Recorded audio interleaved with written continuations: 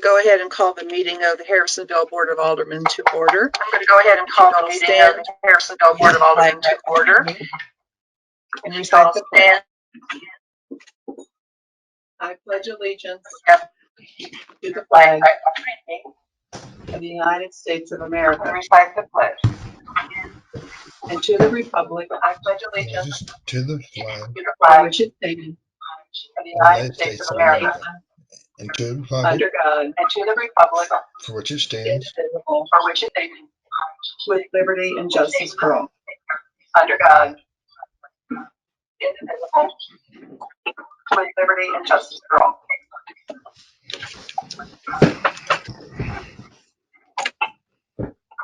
Thank you. May we have roll call, please? Alderman Zaring. Present. Thank you. Alderman May we have roll call, please? Alderman Zaring. Present. Alderman Reed. Present. Alderman Davidson. Present. Alderman Davidson. Present. Alderman Present. Alderman Miller. Present.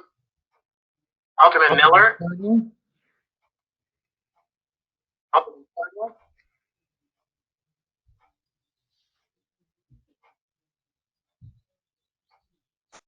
Miller's on mute. Miller's on mute. okay. Alderman Dickerson. Alderman Dickerson. Hello. How about that? Hello. Hello. Okay. Yeah. How about that? Hello. Hello. Can you hear me? Yes, we can hear you. Okay. Okay. I'm here. Okay. And Alderman Milner. Hello. Can you hear me? Yes, we can hear you. Okay. Okay. I'm here.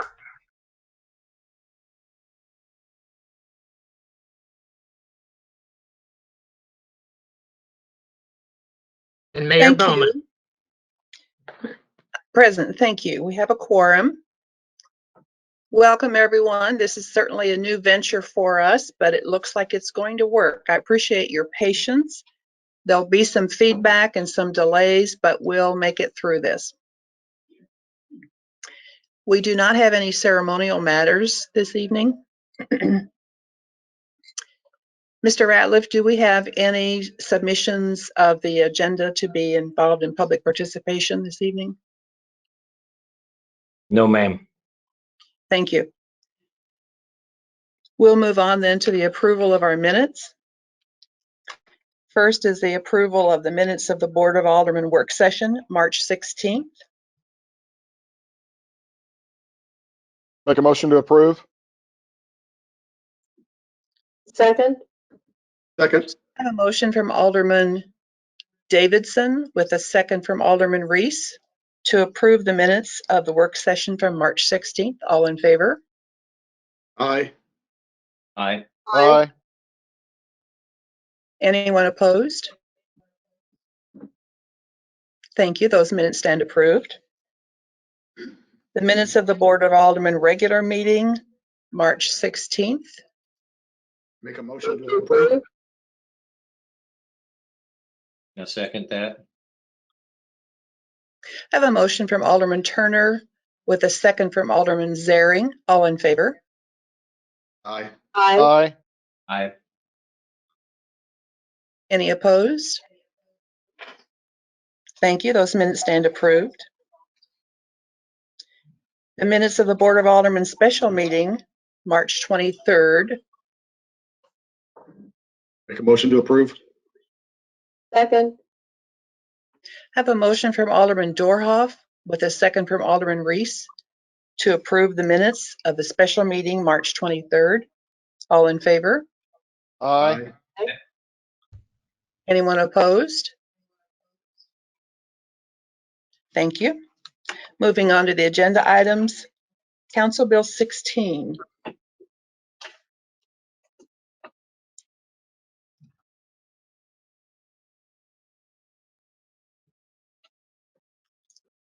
Mr. Mauer.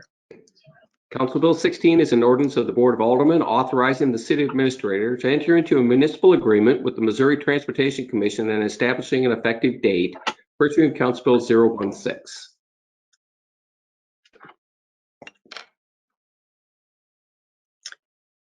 And who's explaining this? Mr. Ratliff? Yes, I think Mr. Patterson can give more detail on it. Essentially, this is a normal MoDOT contract.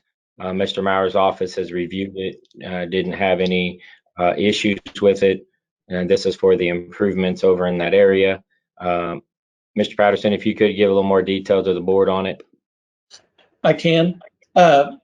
MoDOT is going to do some road work on 7 Highway between Independence and just, would that be, west of Clearwater, in between Clearwater and the Justice Center driveway. As part of that, they want the city of Harrisonville to take over maintenance of the sidewalks that they put in. That's really the big thing in this. They did this also on the east part of 7 Highway. You remember when we did that a few years ago, so now the maintenance of those sidewalks is ours. And this is just a continuation of that. I can try and answer any other questions you have.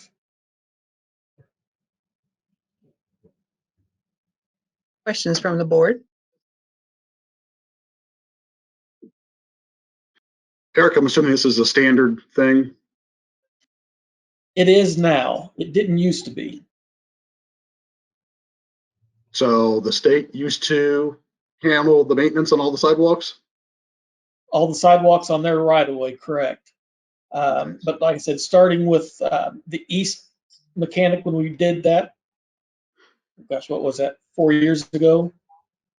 That was the first one I remember where they asked the city of Harrisonville to take over maintenance of the sidewalks after the project was done. Do we have any idea how this impacts our budget then going forward for increasing maintenance on those? It won't impact our budget for a few years, but it is a significant amount of sidewalk to take care of. We have not seen final plans yet, so I don't know if they're going to continue with sidewalks on the both sides of Mechanic. I assume they will, but that'll just be quite a bit of sidewalk to take care of. And my understanding, unless they've changed it, they're only doing sidewalk between Independence and Commercial. I don't know that they're doing anything new farther west. Okay. If I can add to that, I know as being on the March STP committee, MoDOT came out with about 5 years ago a program to improve sections, and at the time they had pointed out in Belton along 58 Highway that they were doing curb and guttering, but sidewalks down through there, and it was kind of their what they call the initial start of doing this type of activity within their letter highways and their highways where there is pedestrians, and putting in that sidewalk. So I know that they did that similar and announced it at the Mid-American Regional Council SDP committee about 5 years ago. So I think it's kind of a new thing that they're doing for pedestrian, but they are because they're doing a lot more, they're kind of doing a pushback to put that to the cities, because the connectivity and walkability is more impactful to the cities than it is to their system. I think it's probably a good thing. I just don't want to see us pay a ton of money in 8-10 years when they start deteriorating. That's true. That's the big, if you will, a trade-off that they have put out there. But I guess as Eric pointed out, Harrisonville did this about 3 or 4 years ago. So it's from the contract perspective and what the board has approved previous, it seems to be everything's pretty much the same. But we will have to include those sidewalks as a part of our future CIP process.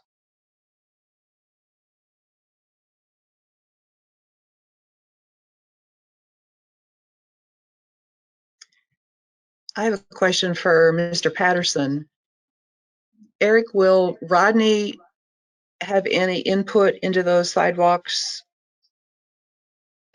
Will he No. be able to check them out or make sure that they're done the way that he would do them? Or Yeah, and they're under strict guidelines. That's part of the Americans with Disability Act.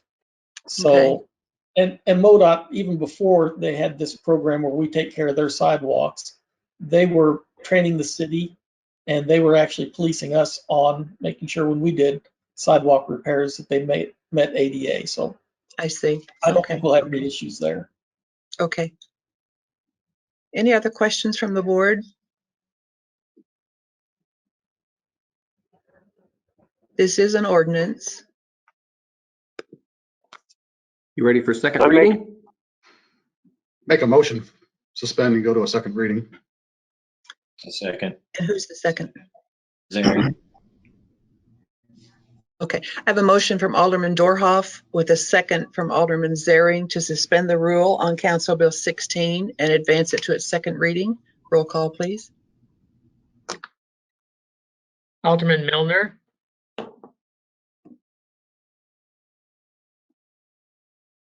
Alderman Miller,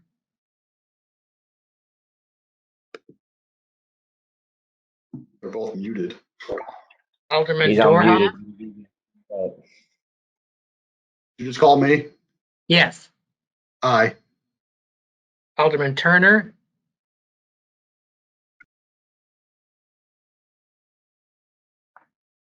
Aye. Alderman Zaring, Aye. Alderman Reese, Aye. Alderman Davidson, Aye. Alderman Dickerson. Aye. Thank you. Second reading, please. Council Bill 016 is an ordinance of the Board of Aldermen authorizing the city administrator to enter into a municipal agreement with the Missouri Transportation Commission and establish an effective date. Second reading, Council Bill 016. Roll call, please. Alderman Dorhoff, Aye. Alderman Reese, Aye. Alderman Davidson, Aye. Alderman Zaring, Aye. Alderman Turner,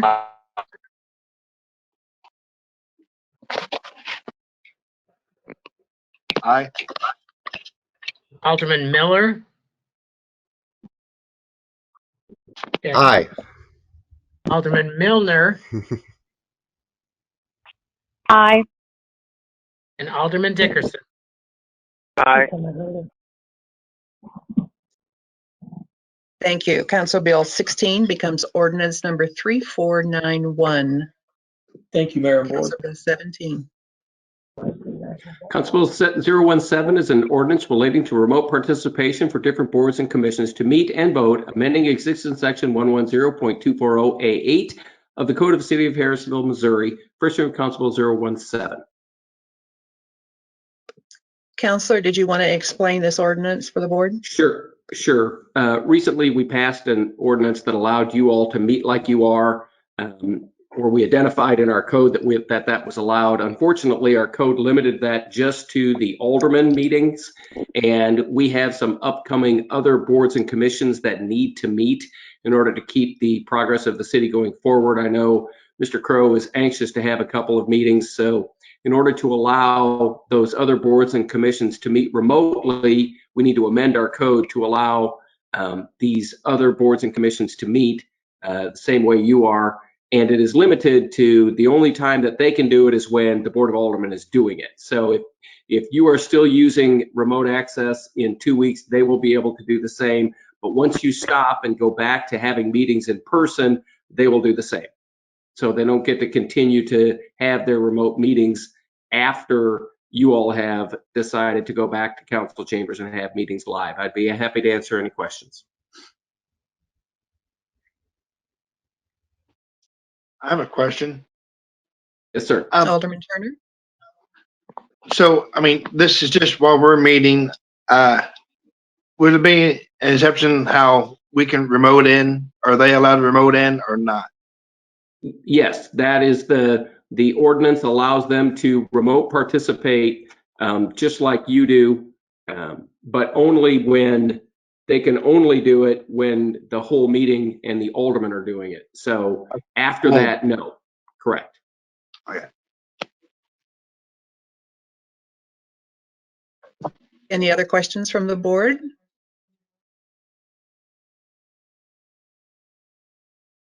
This is an ordinance. Make a motion to suspend and go to a second reading. Second. I have a motion from Alderman Dorhoff with a second from Alderman Davidson to suspend the rule on Council Bill 17 and advance it to its second reading. Roll call, please. Alderman Miller, Aye. Alderman Turner, Aye. Alderman Dorhoff, Aye. Alderman Davidson, Aye. Alderman Reese, Aye. Alderman Zaring, Aye. Alderman Dickerson, Aye. and Alderman Milner. Aye. Thank you. Second reading, please.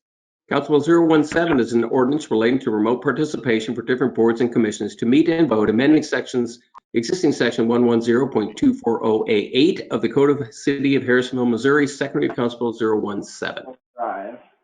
Thank you. Roll call, please. Alderman Dickerson, Aye.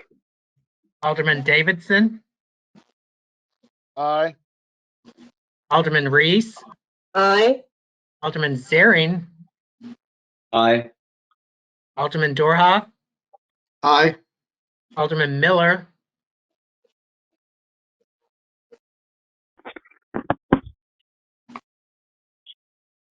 Aye. Alderman Milner, Aye. Aye. and Alderman Turner. Aye.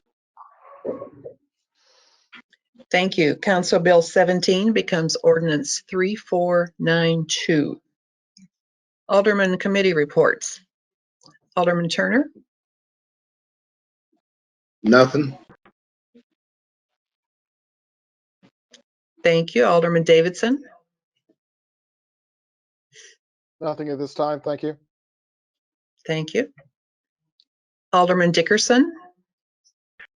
Can you tell me how many confirmed cases we have in Harrisonville with the virus? As of today's report from the Cass County Health Department, we had 2. 2. The county has 25. There were 4 new cases reported over the weekend. So Harrisonville has 2. Thank you very much. You're welcome. Alderman Miller. You're welcome. Alderman Miller. You're welcome. I have nothing, Mayor. Thank you. Thank you. Alderman Reese. Not a lot. I think, John, thank you for this thing together. I know it's had to be a real headache. And I certainly appreciate it.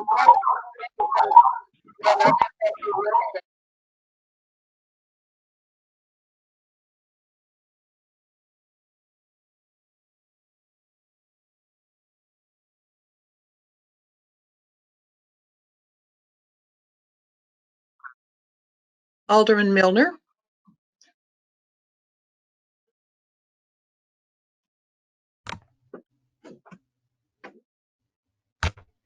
Stand by. We were getting a little bit of feedback from somebody's mic, so I muted everyone. Let me get Alderman Miller unmuted. Okay, she should be good.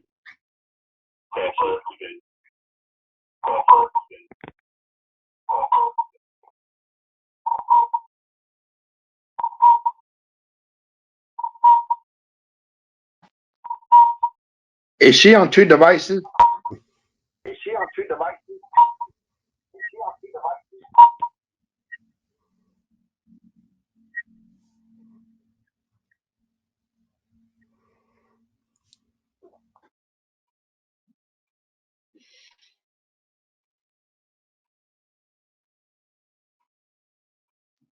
All right, Alderman Milner, can you hear us on the phone? Yes, I can hear you on the phone. Excellent. We're doing Alderman and committee reports. Did you have anything to report? Nope, I heard all of you though. Very good. Alderman Dorhoff, I'm good. thank you. Alderman Zaring. Yeah, Mayor, board members. I do have a few things. Hopefully you guys don't have to hear it twice with the echo here. Prior to us going into quarantine and lockdown, whatever you want to call it, I had the opportunity to meet with really several people on a lot of different issues that are going on out there. One of them was the stormwater management plan. I got to meet with Mr. Patterson, Mr. Arthur, the city engineer, Mr. Ratliff, and had a pretty good conversation with them. They educated me on a lot of things when it comes to the stormwater management plan. But one thing I would like to see is that I know they were talking that there has been a plan that was put in place that prioritized different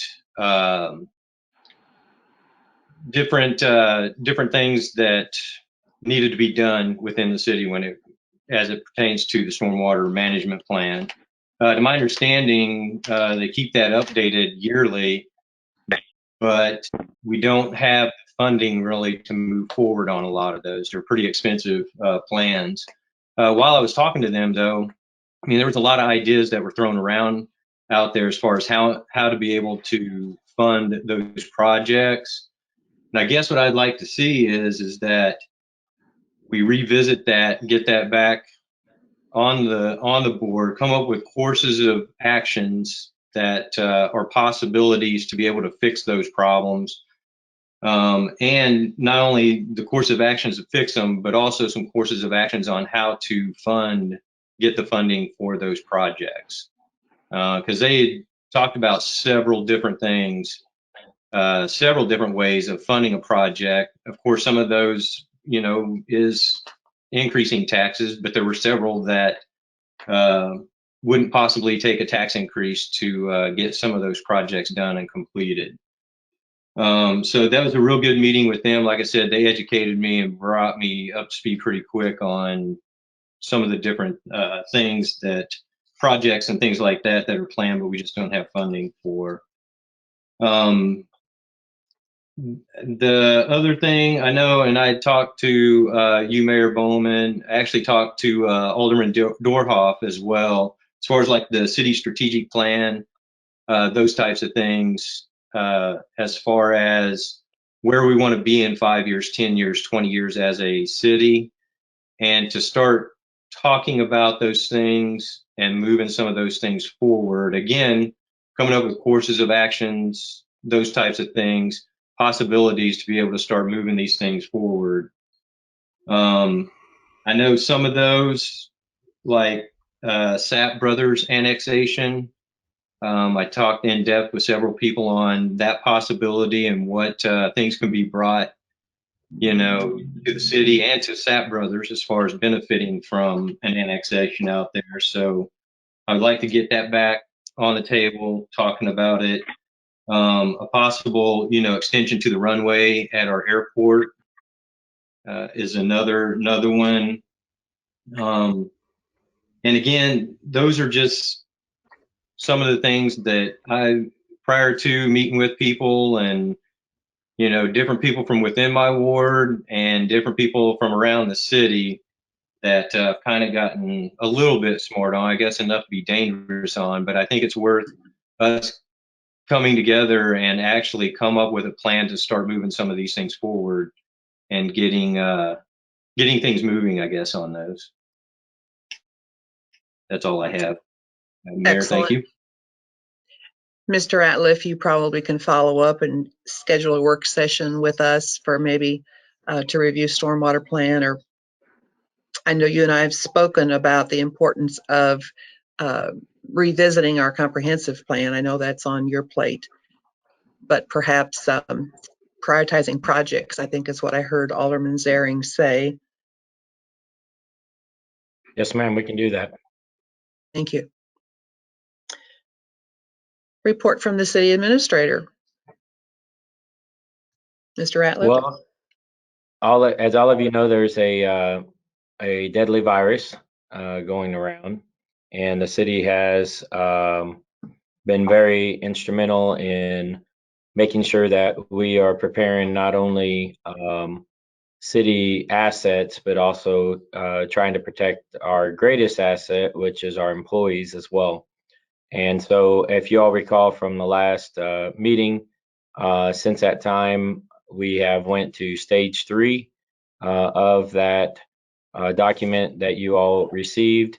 And in that, some temporary personnel policies were in place, as well as the projects as far as how we would be dealing with things with internally and staff. Office staff, if we're able to do that, they've been rotating staff that can work from home, as well as staff that are here to make sure that we're covering the services that need to be covered. I know that the mayor's gotten calls before asking about how come there was public works guys out there after 5 o'clock. And the reason is our public works department, as well as our parks department, to try to make sure that we're still getting things done for you and the residents. We have to minimize the amount of staff that are here at one time. And so they developed a couple of shifts through the day. So you're going to see public works employees and parks employees that are going to be out earlier than normal and later than normal. Not because they're getting overtime, it's just we're trying to keep the overlapping of staff at as minimum as possible. Department heads are tracking all that they're doing and the cost that is associated with that, as well as the revenues that are going to be lost as a result of that. I'm already signed up with Chief Myler through FEMA to make sure that we're getting the appropriate information. Was on the phone Friday with Mid-America Regional Council about making sure that we get the information when things start being rolled out for possibilities of reimbursement. That's not rolled out yet to the cities. The last stimulus package that was rolled out, I received a notification in MML that they did not include cities in that last stimulus package from Congress. They alerted our Congress woman, Vicky Hartzler, about that. It got passed before she was able to do anything, but she did write a letter on behalf of the city of Harrisonville to the 2 secretaries on the cabinet of the president to interpret some of the language to include cities in that last stimulus package. So as a result of that, we're able to keep ahead and keep our documentation. So as these things roll out, that Harrisonville is there to receive those. We've had no one test positive within the city employees. We have had employees that have had either spouses or children that were possibly exposed, and we've had to take that employee out of circulation for the 14 days. And as we had done and told the board previously, we are making sure that those employees are not being penalized through any of that time off. The emergency services started, as reported at the last meeting, to check our employees before they come on, and as well as at the end of their shift. And then the police department as well has been able to do that. And we are checking our employees just to make sure those emergency responders that are coming on and coming off shift, that we're checking as best as possible to ensure that we're not losing anybody or exposing anybody to that. Many of the department heads are on here, and I've asked different ones to have different reports for you. I would like Jeremy to go first. As you all know, that the utility, we did not do shutoffs this month, and we had quite a few that are still on that list. And so, Jeremy, if you could give them an update on where we're at on those and what that amount is looking like. Yeah, so as of the 26th, when we did not perform the utility shutoffs, there were about 130 people and businesses on that list. There were a few more that were excluded by their pledges from, okay, who joined again? Okay, so everybody's muted again.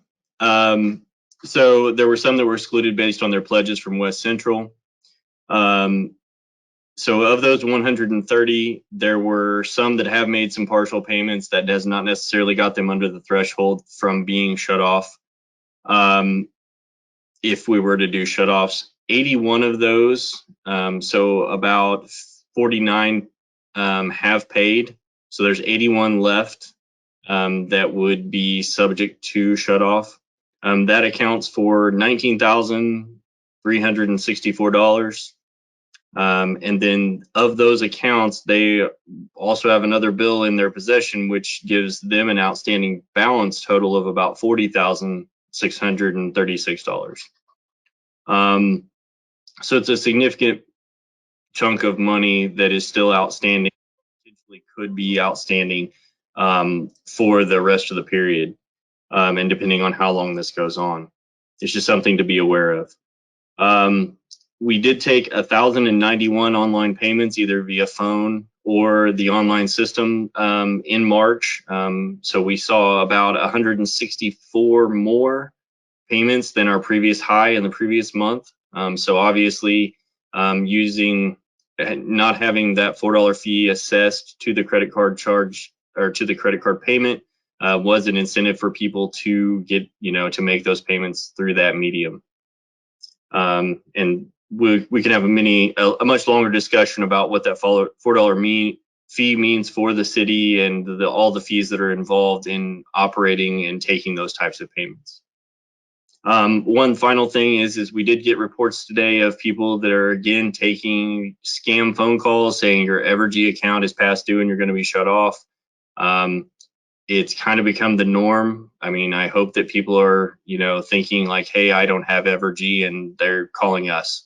So that's just something, if you hear reports of those things, that's not a notification that's coming out from us. This is just scammers doing what scammers do and trying to take advantage of people. Does anybody have any questions?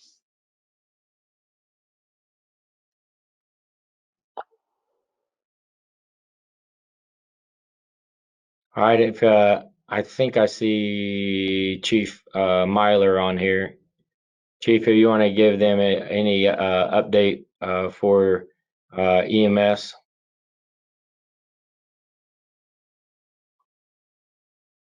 We're just running the normal calls. Actually, call volume is down.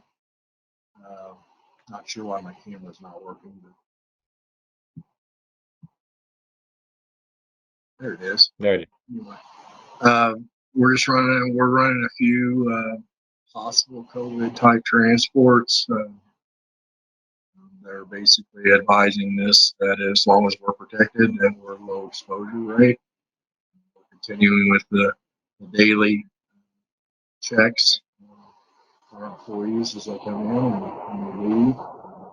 We again, like Brad, city administrator, advised that we did have one employee that was a spouse that had a fever. She was sent home, and the CDC is recommending 48 to 72 hours to be free. They're allowing healthcare workers to go back to the workplace. That's a recommendation on their part, and I expect the employee to be back. So, anyway, like I said, we're protecting ourselves the best we can. We're trying to look in other things to hopefully get some masks from the CNI actually it was the Fire and Public Safety, Public Safety Division of the state that appropriated some masks and some biohazard bags to this. There was a few, wasn't a lot. And right now we're doing pretty good on the 95 masks, as long as things don't get worse as what they are right now. So that's pretty much what I really got.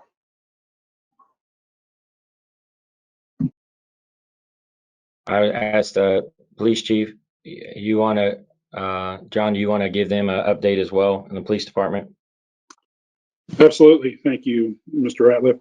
We are trying to protect our employees as best we can. We were really short on masks.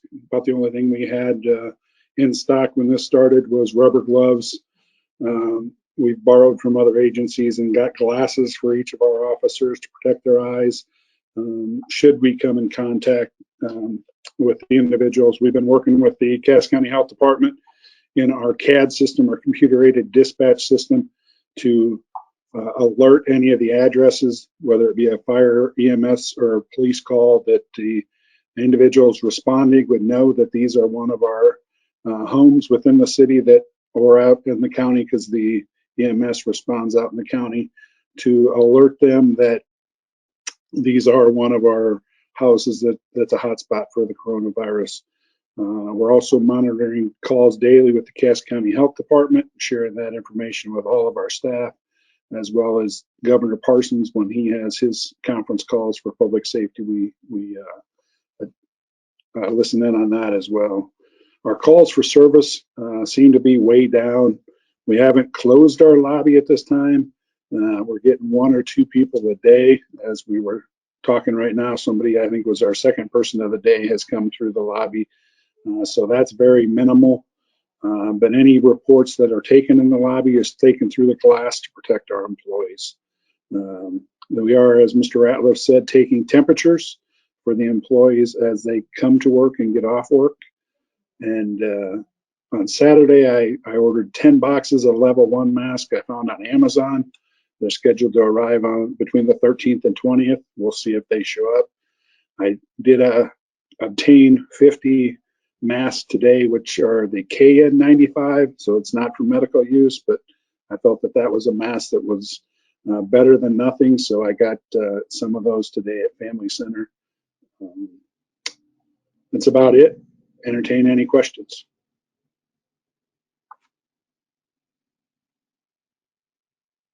Okay, Mr. Deal, could you tell them, give them an update on the parks with the community center? Yes, thank you, Mr. Ratliff. Basically, we followed models from the national parks in regards to the actions that were taken, and also in my contact with about 50 area Kansas City directors. So it's kind of evolved in a way of first limiting people's use and then eventually having to close them off because people were not listening to the social distancing. So fortunately, we've had to block off our playgrounds as well as basketball court and other play areas where a lot of citizens could gather together. And so we did that. And then our community center, as you know, is closed.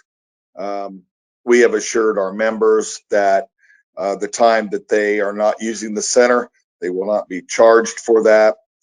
And we are doing, as Mr. Ratliff mentioned, the social distancing with our employees, making sure they are protected, and doing different shifts in regards to maintenance work outside, and then also some kind of handling this as just a maintenance time, doing some upgrades in the community center.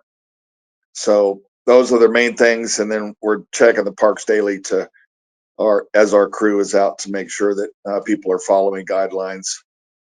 And that's they are still delivering with Cass County Commission on Aging, Meals on Wheels. Those have increased in request, but as you know, that is not a part of the Parks Department, but they are certainly our partner, and their kitchen is at the community center, so we are helping them, and they are following MARC guidelines on that.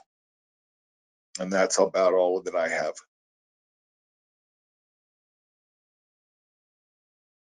Okay, thank you, Mr. Deal. Mr. Patterson, if you give an update on different things with the utility part as far as water, sewer, and streets.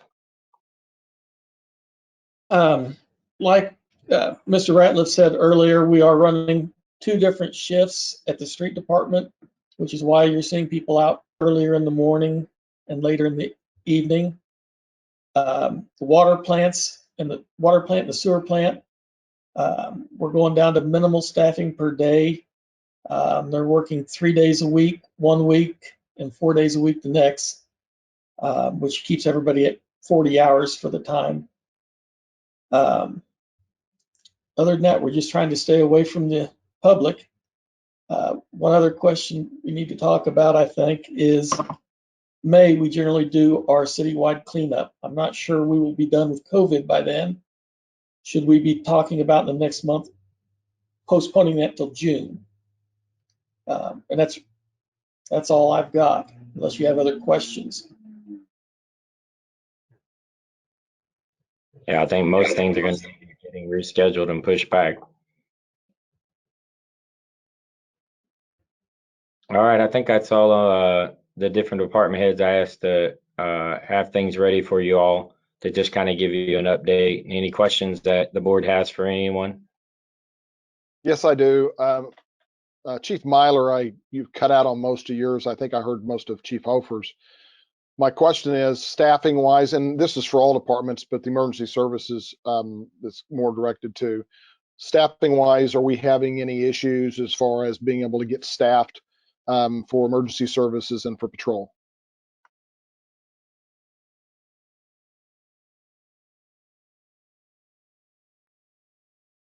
Right now we're at minimum.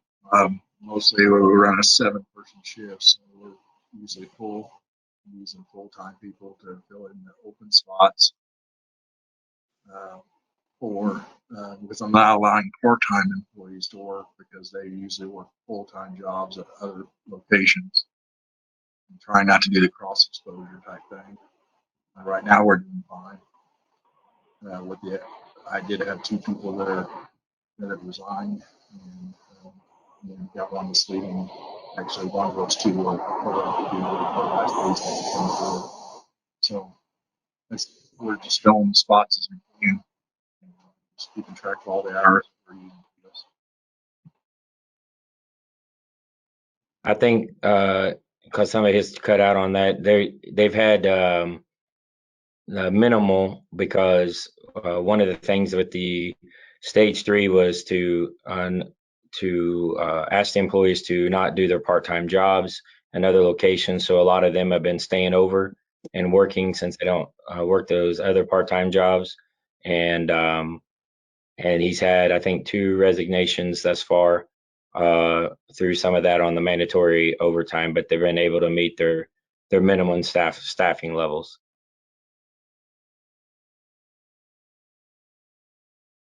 Chief Hofer. As for the police department, we're running 4 during the days and 3 at night. 3 is our minimum. We did have one of our officers whose wife was exposed and tested. That came back today. That was a negative test, thank God. However, over the weekend, we had to shuffle a lot of people around to keep our minimums. We're just having a difficult time. We're down, I believe, 3 officers at this time, with one in the academy over here. But we're just not getting people interested. We've advertised twice, and we had 1 out of 3 show up for testing the first time, and we've only got 1 application the second time. So we're trying to come up with creative ways to attract officers to the department, but we're running pretty minimal right now.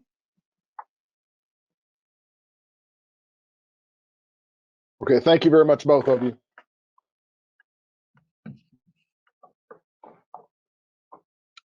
Madam Mayor, that's all I have unless there's anything else. Thank you. Any other questions for Mr. Ratliff or any of the department heads on here? Brad, I got a question for you. I've gotten a couple of complaints on the street there at the railroad tracks by Price Chopper. I know we've talked about it in the past. Have we determined if it's the railroad or the state that's going to repair that? Eric, have we ever got a response back on that? We have not. The problem is the railroad itself. It's not the road. But since the railroad doesn't see anything bad on their part for their trains, they're just not willing to talk. But it'll get a little bit better when MoDOT redoes the paving through there, but it won't last just like the last time. Right. Okay, thanks. Well, there is no media here this evening, so there are no questions from the media. I want to just take a moment to, first of all, thank the members of the board and the department heads who are on for the efforts, the yeoman efforts that you have displayed since we've been battling this this coronavirus. Every time I post something on my Facebook page, I have a tendency to not refer to it as social distancing. I prefer to call it physical distancing because I want to communicate to people that the most important thing that you can do to flatten the curve is to follow physical distancing. And that means make sure that there's at least 6 feet between you and someone that you're talking with. I'm so pleased with the community that's rallying around the children. Our school teachers and our school professionals are providing meals for our children. That just underscores the care that is displayed by the school district toward our kids. I don't have no idea how much longer this is going to last, but I commend you, each one, for all the steps that you're taking to get us through this. And we will get through this. We are Harrisonville, and we know how to work hard and how to pull together. And so I am convinced that we will get through this. When? I have no idea. But I just would ask everyone to follow the CDC guidelines. Make sure that you protect yourself when you're out in the public. And pause and pray for our city. I think that's important. So that's about all I have this evening. I just want to commend you for the job that you're doing. And I want to commend the public who will hear this meeting tonight. And I just want to ask you just to continue to press in, stand together, and together we'll get through this. So I would, at this point, take a motion for adjournment. Hey, Judy, I hate to interrupt. It's all right. We have Dennis on. We just don't know which caller he is. So at this point, I'm going to have to unmute all of the callers, and then hopefully Dennis will speak up and we can get his question. Excellent. Okay, stand by. Can you hear me? Yes, we can. Okay, I'll tell you what, I'll give you all my questions at once so that you can mute everybody back, and I'll listen for the answers. I was curious on the MoDOT contract. Now, is that just repaving, or what kind of improvements is that going to include? Does that include anything that would help with the Aldi's project? And when is all that going to take place? And will we have some streets closed there? And then I was also curious when Jeremy gave his report that during the 2 months he had a $40,000 figure. Is that just the people that didn't pay the first time or the first month, or basically where did that number arrive from?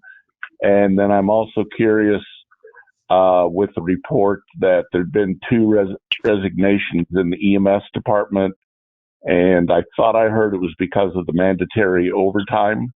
Those were the questions I had. I appreciate you all taking the question. Thank you, Dennis. I appreciate you being here with us.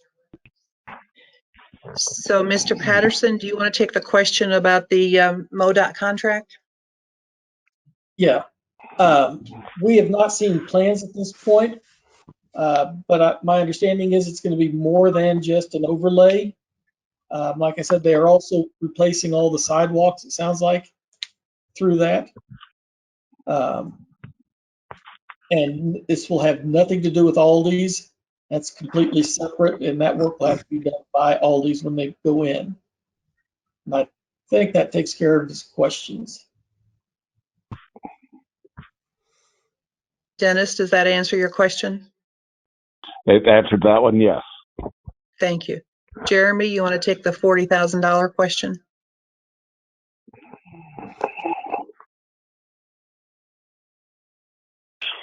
I gotta unmute.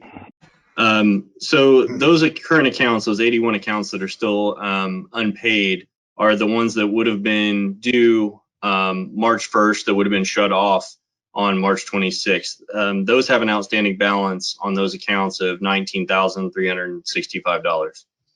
Those particular accounts would have also had another bill due April 1st that then will be subject to, moving on down the road of those potential shut-off dates, which we're currently not anticipating doing, and those accounts have that outstanding balance of $40,636.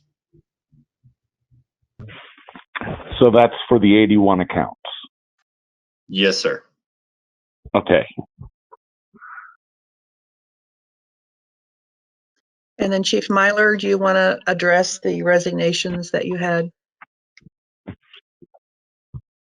One was mandatory because they couldn't work their part-time job, and one had previously resigned at the start of this, but he's taking a job. I can hear nothing there. Mr. Ratliff, can you address that since we have poor reception from Chief Myler? One was for the mandatory overtime, and one was for another job offer that person took.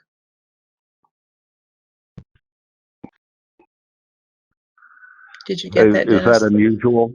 Yeah, I was going to say, is this kind of routine, or is this unusual, the mandatory overtime causing a resignation? Well, thankfully, we haven't had to have that mandatory overtime implementation very often, but most, I would say, first responders, from policemen to firemen to ambulance drivers, know that mandatory overtime is always something that could come up. So it's not abnormal to expect mandatory overtime to come up. Okay. And that does it for me. Thank you very much. You're welcome. Thank you. Anything else from the board? Just want to thank Jeremy for all of his efforts in organizing this. Absolutely. Thanks, Jeremy. I could see you guys and I could hear you guys. I just couldn't, for some reason, it just wouldn't ever go through. So I heard everything. Well, we're glad we can see you. All right, I'll take a motion for adjournment. Make a motion to adjourn. Second. A motion from Alderman Dorhoff with a second, actually was a tie, but I think I heard Alderman Milner, so we'll give her credit for the second. All in favor of adjourning, say aye. Aye. Aye. Anyone opposed, say nay. Thank you. We're adjourned.